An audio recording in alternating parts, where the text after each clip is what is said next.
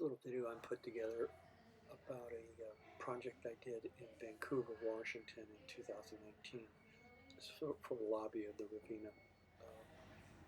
It's 8 foot by 8 foot painting in 3 sections, and as you can see, I'm working on a honeycomb aluminum and a structural polycarbonate inserts into the aluminum.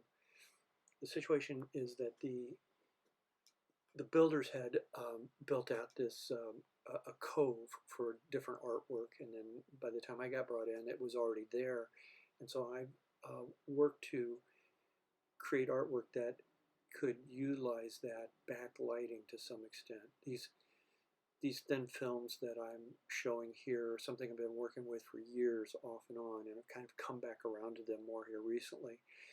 They have characteristics of, basically the colors are created structurally. This is a diffraction of light, kind of like what you see in a soap bubble that generates most of these colors. I'm using some pigments in what I'm doing also, but the primary, what you're seeing there is wild, brilliant colors are light being diffracted like you would see in an opal or like I said, soap bubble.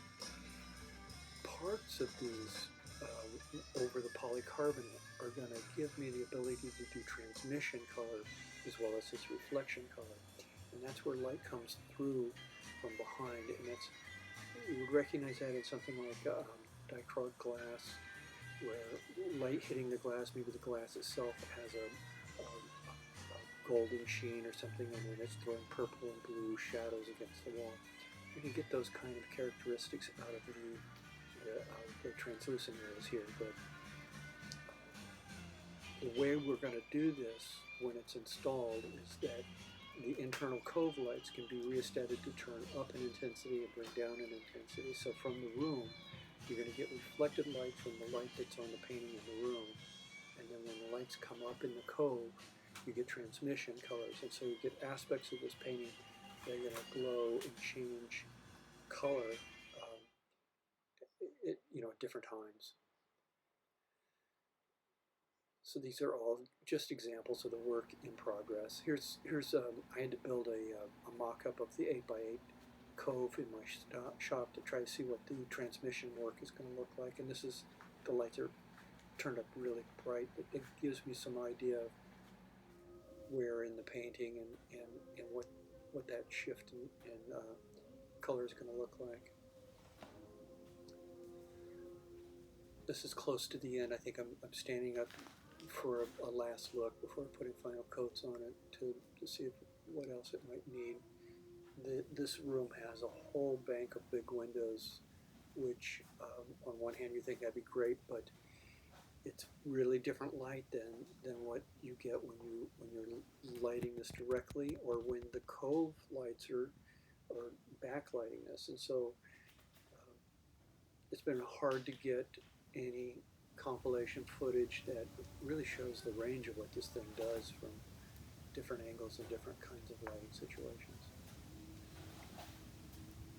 You can see there's a little bit of the backlighting. I think I've got a light behind it.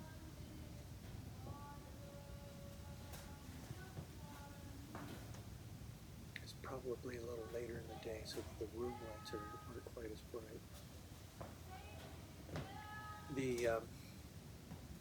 The nature of these films and the resins that I'm using means that I've got to do a number of layers on this substrate, and if I wasn't using the honeycomb and aluminum, I would have problems with shrinkage in the epoxy layers for sure. I use a number of different epoxies, some for where I need something to be very rigid and hard, and others where I need it to catalyze slowly and to level out like glass, and each of them has a little different characteristic, but they all have a tendency to shrink just a little bit. And so the honeycomb structure of the aluminum will hold 300 pounds per square inch. The polycarbonate, the way I've embedded it, this is going to hold up over time, and I feel pretty confident. I like to play with unusual materials and combine things that haven't been really worked out for the art supply stores, And that kind of stuff, I agonize over. I make sure that everything's going to hold together. There's the installation.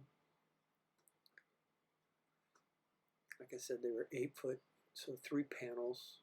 I needed to do that in order to be able to get in and allow them access to get in and out of that cove over the years as they might need to. After I leave here, they come back and put a molding on it, a little shadow box kind of effect. I've never seen the completed lobby. I kind of get and do my thing, and then I'm gone. So